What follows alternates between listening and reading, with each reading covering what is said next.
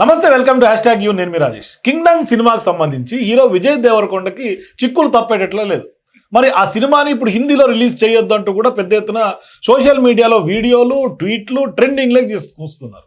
అసలు ఎందుకు సోషల్ మీడియాలో కానీ ఈ విధమైనటువంటి ట్రెండ్ అవుతుంది? కింగ్డమ్ అనే సినిమా ఎందుకు బాలీవుడ్లో రిలీజ్ చేయకూడదు, హిందీ భాషలో ఎందుకు రిలీజ్ చేయకూడదు?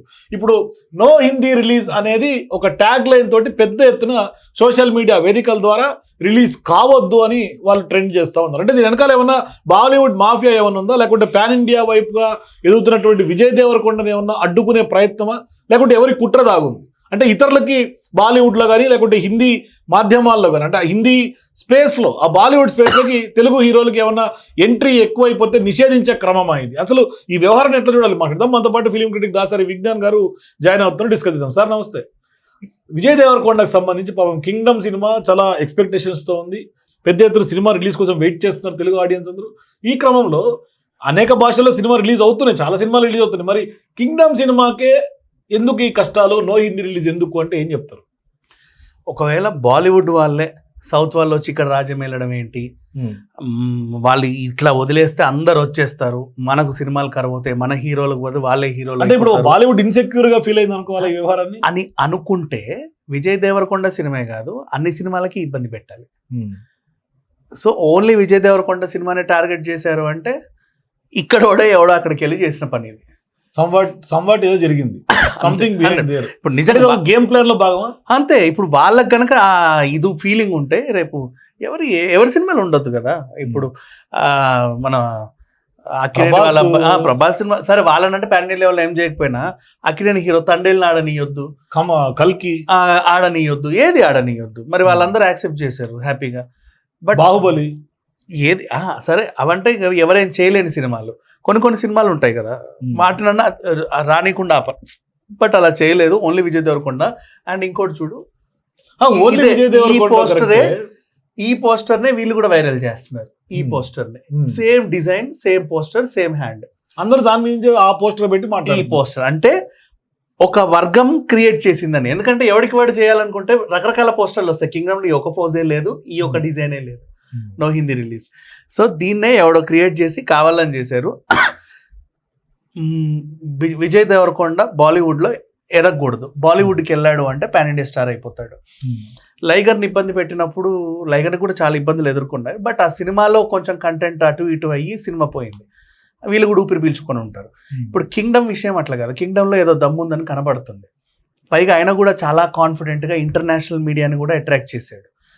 అండ్ ఇంకొకటి, మన వారసులే ఉండాలి పాన్ ఇండియా లెవెల్లో, మన వారసులు పాన్ ఇండియా లెవెల్లో సక్సెస్ అయ్యేంత వరకు వేరే ఎవడు రావద్దు అని అనుకునే వాళ్ళు ఏమైనా చేసిన పనేమో.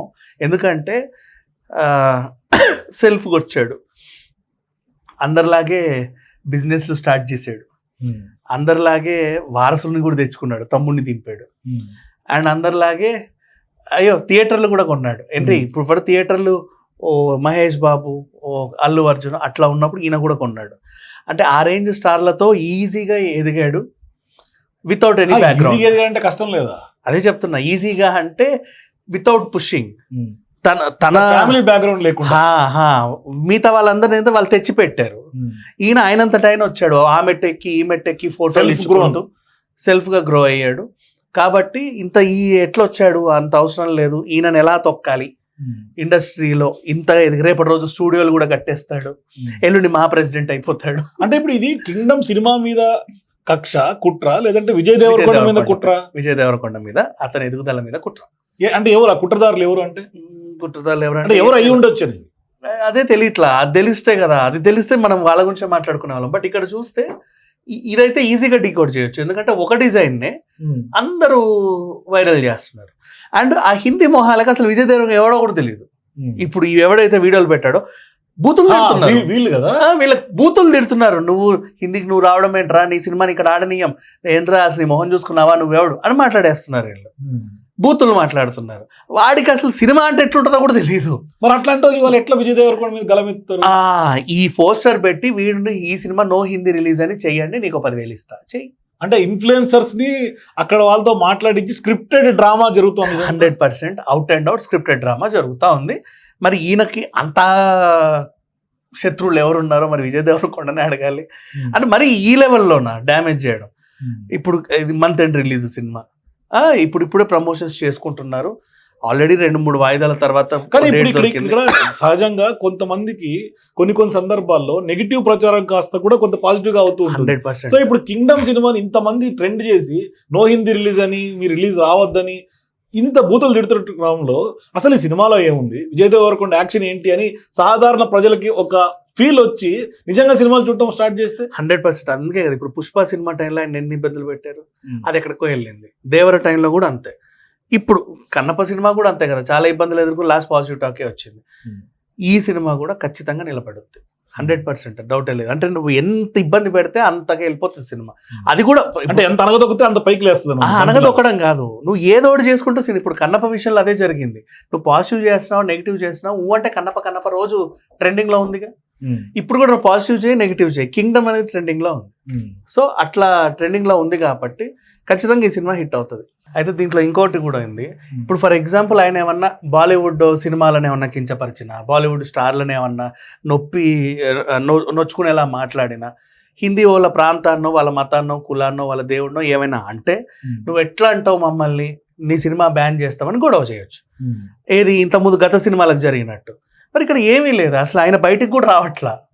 ఆ ప్రొడ్యూసరే చెప్పాడంట 6 months ఉండు, ఏం మాట్లాడకు, ఎక్కడికి వెళ్ళకు, ఖాళీగా కూర్చో, మన సినిమా హిట్ అవుతుందని. ఆయన కూడా అలాగే ఉన్నాడు. ఇంట్లో కూర్చున్న ఆయన కూడా నువ్వు వచ్చి నో హిందీ రిలీజ్ అంటే ఎంతవరకు కరెక్ట్? థ్యాంక్ యూ విజ్ఞాన్ గారు. సో మొత్తం మీద కింగ్డమ్కి అయితే కష్టాలు తప్పేటట్టుగా లేదు, చాలా వరకు నెగిటివ్ చేసి నో హిందీ రిలీజ్ పేరుతో పెద్ద ఎత్తున ట్రెండ్ చేస్తున్నారు. సో మీరు కూడా మీ అభిప్రాయాల కింద కామెంట్స్ తెలియజేయండి. For more videos please watch #you.